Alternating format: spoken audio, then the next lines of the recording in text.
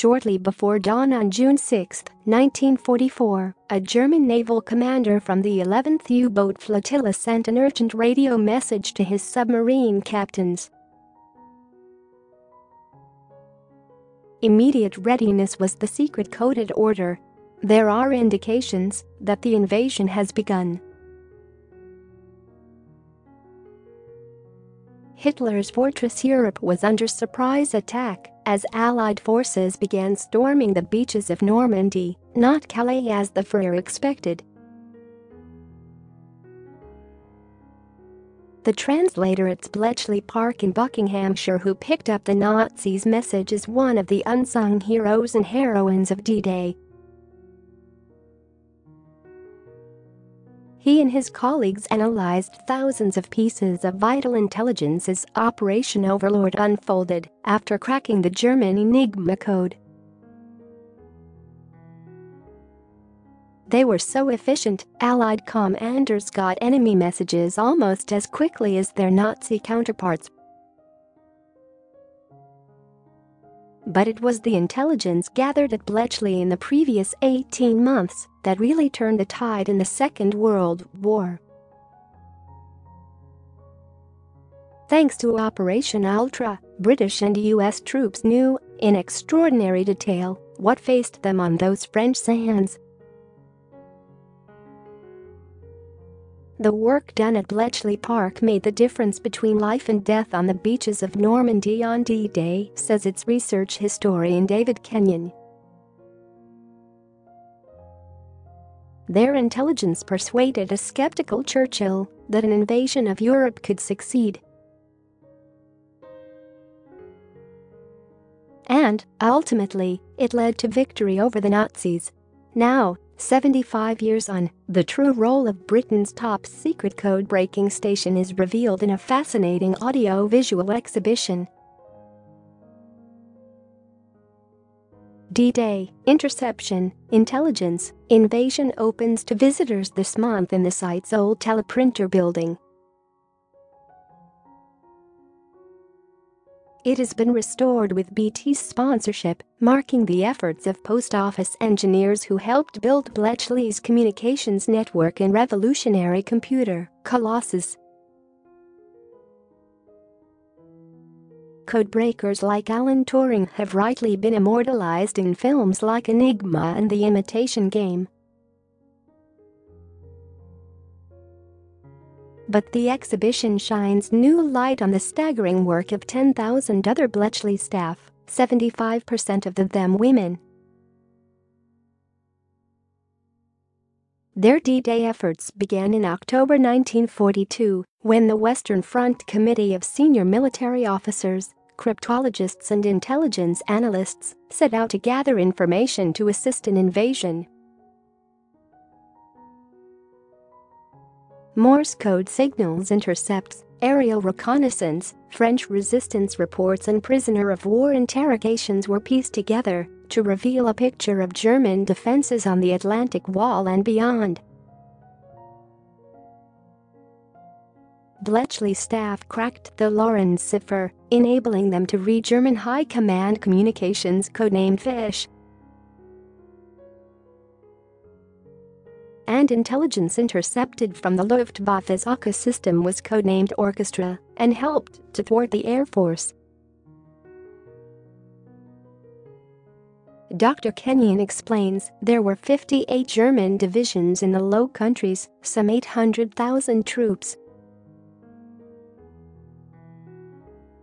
And by the beginning of June 44, Bletchley Park knew about them in extraordinary detail, where they were, who the commanders were, what their communications structures were, how many tanks, cars and even bicycles they had. They could track SS units across Europe and intercept Abwehr, the German military intelligence service.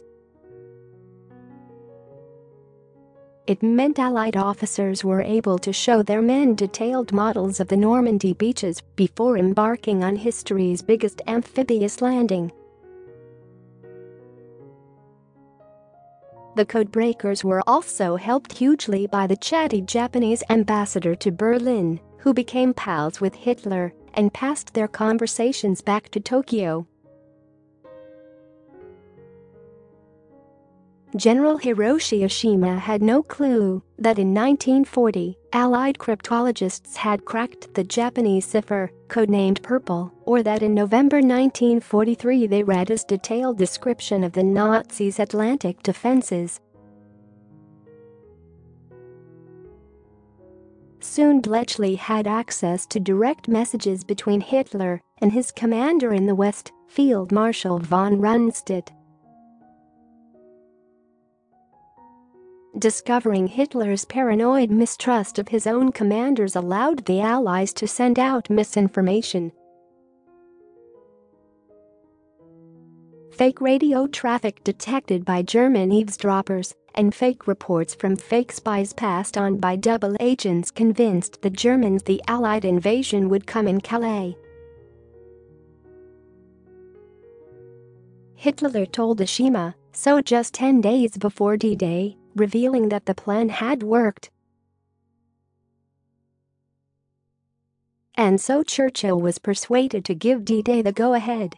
The wealth of knowledge told him that now it was viable, says Dr. Kenyon.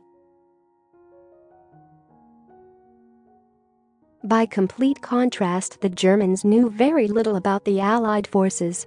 But the success of D-Day was not a foregone conclusion, and U.S. General Dwight D. Eisenhower had already prepared his failure communique. He and the other commanders knew it would be a costly exercise, although the casualties were actually lower than predicted, but the campaign afterwards was very hard fought, says Dr. Kenyon. There were over 10,000 Allied and 4,000 Axis casualties on D-Day. But, by nightfall 156,000 men had landed in less than 24 hours. Staff at Bletchley had monitored the entire invasion almost in real time, documents from the archives review. Notes handwritten on Browning paper are the deciphered messages transmitted to Allied commanders. We can follow the events minute by minute, hour by hour from 11 p.m. on June 5, says Dr. Kenyon. First come the rumors that paratroopers are starting to fall. And then there's the dawning realization that the invasion is actually happening.